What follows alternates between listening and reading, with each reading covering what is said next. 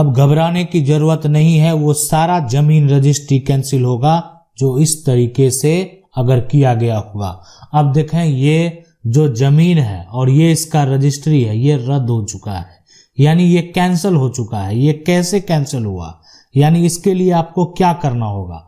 अब ये जमीन रजिस्ट्री किस प्रकार से हुआ पहले ये समझ लें।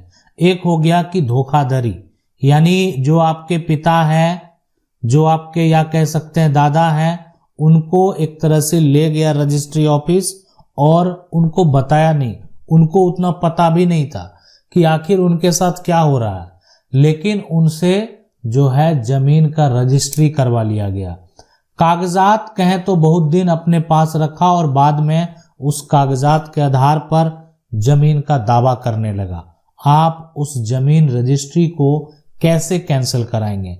या ऐसा भी होता है कि आपके पिता का हक है और आपके चाचा के द्वारा यानी जमीन को बेच लिया गया, आपके पिता के भाई ने आपकी जमीन को बेच दिया, आप उस जमीन रजिस्ट्री को कैंसिल कराना चाहते हैं, यानी आपका उस पर हक बनता था और आपका हक को बेच दिया गया। आखिर उसके लिए क्या कानून है, क्या करना पड़ेगा, क्या प्रक्रिया है। देखें कोई भी जमीन का टुकड़ा है, अब इसमें अगर किसी प्रकार का धोखाधड़ी हुआ है, धोखाधड़ी ऐसा भी होता है कि कोई व्यक्ति जो है अभी वर्तमान में मानसिक रूप से बीमार है, या आप कह सकते हैं उनको नशे की लत है, उनको ले जाया गया और जमीन की रजिस्ट्री करवा दिया गया। उनको यह कहकर ले जाया गया कि आपको हम ले जाते हैं, मेरा एक जो है रजिस्ट्री है, और लेकिन उनसे जो है या मेरा आप गवाह बन जाएं, और लेकिन कागजात जो तैयार किया गया वो सेल डीड का और जमीन का एक तरह से केवाला लिखा गया, या कह सकते हैं जमीन का बैनामा लिखा गया। लेकिन अब जो है जैसे ही पता चला अब आपको इसको कैंसिल कराना है, इसके लिए आप सोच रहे हैं हमारा कानून क्या कहता है। तो देखें हमारा कानून ये कहता है, यानी लिमिटेशन एक्ट 1963 के अनुसार, कि अगर कोई भी जमीन की रजिस्ट्री जो हुआ है वो जबरदस्ती हुआ है, यानी जबरन जो है जाकर जमीन की रजिस्ट्री करवा लिया गया, कोई भी ऐसा जमीन है जो जिसकी रजिस्ट्री हुई है, अगर उसमें किसी प्रकार का धोखाधड़ी हुआ है। धोखाधड़ी की अगर बात करें तो ये भी होता है कि व्यक्ति को ले जाया गया नशे की हालत में और जमीन की रजिस्ट्री करवा दिया गया। व्यक्ति जो है वो मानसिक रूप से बीमार है, उनको ले जाया गया और जमीन की रजिस्ट्री करवा लिया गया। या आप कह सकते हैं व्यक्ति उतना पढ़ा लिखा नहीं है, यानी उनको पढ़ना आता ही नहीं है, तो आखिर उनको ले जाकर जमीन की रजिस्ट्री करवा लिया गया। अब ये भी होता है कि इसके अलावा आपके हिस्से और आपके हक की जमीन की रजिस्ट्री को बेच दिया गया। कौन बेचा? परिवार का लोग है, हिस्सेदार है ना, हिस्सेदार है, या आप कह सकते हैं चाचा है या भतीजा है ना, जो भी है, आपके हिस्से की जमीन को बेच दिया गया।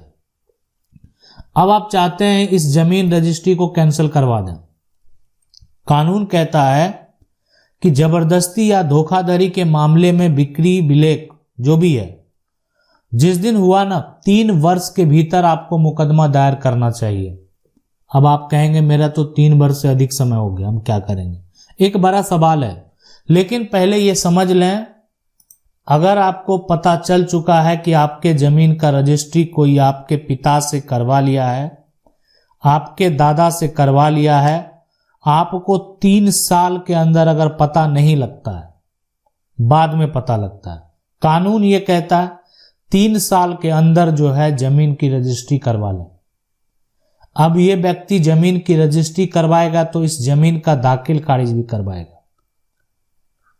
दाखिल खारिज जैसे ही कराएगा, आपकी प्रॉपर्टी आपकी जमीन से यानी जो है आपका नाम हट जाएगा, आपके पिता का नाम हट जाएगा, आपके दादा का नाम हट जाएगा, और किसका नाम दर्ज होगा? उस व्यक्ति का जो व्यक्ति आपकी जमीन का दाखिल खारिज करवाया है। तो आखिर आपको पता चल जाएगा लेकिन वो व्यक्ति दाखिल खारिज 5 साल बाद करवाता है, वो व्यक्ति दाखिल खारिज 10 साल के बाद करवाने का प्रयास करता है। आपने उसको जमीन तो बेच दिया है, लेकिन अब आपको पता चला कि ये जमीन का रजिस्ट्री 5 साल पहले हो गया है, अब आप कैंसिल कैसे करवाएंगे? कानून तो ये कहता है कि इस तरह के मामले में आपको 3 साल के भीतर मुकदमा दायर करना चाहिए। देखें, इस केस में भी मुकदमा दायर होगा। अगर आपके साथ गलत हुआ है तो आपको न्याय मिलेगा। अब जैसे ही यानी कोई व्यक्ति दाखिल खारिज कराने का प्रयास करता है तो आप क्या करेंगे? सिविल कोर्ट जाएंगे, वहां पर जो एक तरह से सिविल वकील है उनसे संपर्क करेंगे और आप एक तरह से कहेंगे कि हमारे जमीन का दाखिल खारिज के लिए अप्लाई किया गया है। वर्तमान में जमीन जो है हमारे कब्जे में है, हमारे कब्जे में है जमीन, जमीन पर कब्जा करने नहीं देना है। दूसरा, दाखिल खारिज पर भी आपत्ति लगाना है और सिविल कोर्ट में क्या करना, केस भी फाइल कर देना है। सिविल कोर्ट में जैसे ही केस चलेगा उसका दाखिल खारिज रिजेक्ट हो जाएगा और दावा करना है कि ये जमीन जो है धोखे से जमीन की रजिस्ट्री कराई गई है, हमको पता नहीं चले, इसलिए वो व्यक्ति 3 साल इंतजार किया, उसके बाद जमीन का दाखिल खारिज करा रहा है। आप ये दावा कर सकते हैं कि ये हमारे पिता को जबरन, पिता को नशे की हालत में, या पिता आपके मानसिक रूप से बीमार हैं, या जो भी कंडीशन हुआ होगा। यानी अब आपका दावा जो है यानी 5 साल, 10 साल, 15 साल बाद भी आप कर सकते हैं, अगर जमीन का जो खरीदार है, जिसके पास जमीन का केवाला है, जिसके पास जमीन का बैनामा है, वो अगर आता है 5 साल बाद, 10 साल बाद, 15 साल बाद वो उसको निकालता है, तो आप उसको रद्द करवाने के लिए, आप उसको कैंसिल करवाने के लिए केस फाइल कर सकते हैं। इसलिए कानून ये कहता है और करना भी चाहिए, अगर आपको 3 साल के अंदर पता चले कि इस जमीन की रजिस्ट्री को हमको कैंसिल कराना है तो आप करा सकते हैं। जमीन रजिस्ट्री कैंसिल कराने के बहुत सारे तरीके हैं, बहुत सारे कंडीशन हैं।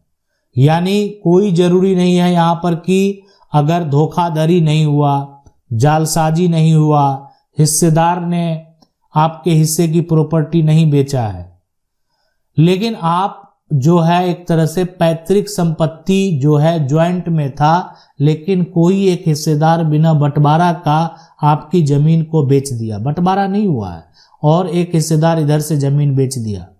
अब आप क्या सोच रहे हैं? आप ये सोच रहे हैं हिस्सेदार बिना बंटवारा का कैसे इधर से बेच दिया, हम इधर से नहीं देंगे, बंटवारा तो हुआ ही नहीं है। तो भी आप जो है दावा कर सकते हैं कोर्ट में। यानी आप अगर चाहेंगे तो आप उस समय भी जमीन का केवाला को रद्द करवा सकते हैं, जमीन के केवाला को कैंसिल करवा सकते हैं। इसलिए हिस्सेदार जो है, अगर कोई पैतृक संपत्ति है तो पैतृक संपत्ति हिस्सेदार तभी बेच सकता है जब कोई भी हिस्सेदार हो, जब उसका आपस में बंटवारा हो गया हो। अब मान लेते हैं आपके पिता हैं और आपके चाचा बिना पूछे पिता से जमीन बेच दिए, जबकि ये जमीन जो है किसके नाम पर दर्ज है? दादा के नाम पर। तो दादा के नाम पर जो जमीन दर्ज है, पहले ये जमीन आपके पिता और आपके चाचा में डिवाइड होना था, आपके पिता के नाम से जमीन का दाखिल खारिज होना था, आपके चाचा के नाम से जमीन का दाखिल खारिज होना था। उसके बाद ये पिता जो हैं या चाचा जो हैं वो जमीन बेच सकते हैं। अगर बिना पूछे वो जमीन बेच देते हैं, चाचा ने बेच दिया, तो आपको 3 साल के भीतर जो है यानी जमीन पर अपना दावा पेश करना है, उस सेल डीड को कैंसिल कराने के लिए अपना दावा पेश करना है। और अगर आप अपना दावा पेश करेंगे तो ये जमीन का जो केवाला है, जमीन का जो बैनामा है, जमीन का जो ये सेल डीड जिसको कहते हैं, सब एक ही नाम है। जमीन रजिस्ट्री यानी जो है केवाला बोले, सेल डीड बोले, बैनामा बोले, उसको अगर आप कैंसिल कराना चाहते हैं तो आपको 3 साल के अंदर, जैसे ही पता चले 3 साल के अंदर कोर्ट में आपको केस फाइल कर देना है और आपके जमीन का जो रजिस्ट्री है वो कैंसिल हो जाएगा, रद्द हो जाएगा। पहले बंटवारा करें, फिर जमीन की जो है आप बेच सकते हैं। बिना बंटवारा किए आप अपना शेयर, अपना हक नहीं बेच सकते हैं। अगर आप दावा करेंगे तो आप उसको कैंसिल करवा पाएंगे। अगर आपके परिवार में किसी ने धोखाधड़ी की है तो भी आप दावा करेंगे, लेकिन अगर आपको बहुत बाद में पता चलता है तो बाद में भी आप दावा कर सकते हैं। अगर आपका समस्या कुछ और है तो आप कानून की 99 के कमेंट बॉक्स में जाकर अपना समस्या लिख सकते हैं। आशा करते हैं वीडियो अच्छा लगा होगा। वीडियो को लाइक जरूर कर दें। चैनल को पहली बार अगर देख रहे हैं तो सब्सक्राइब करके जो बेल आइकन है उसको जरूर दबा लें। मिलते हैं अगले वीडियो में, तब तक के लिए जय।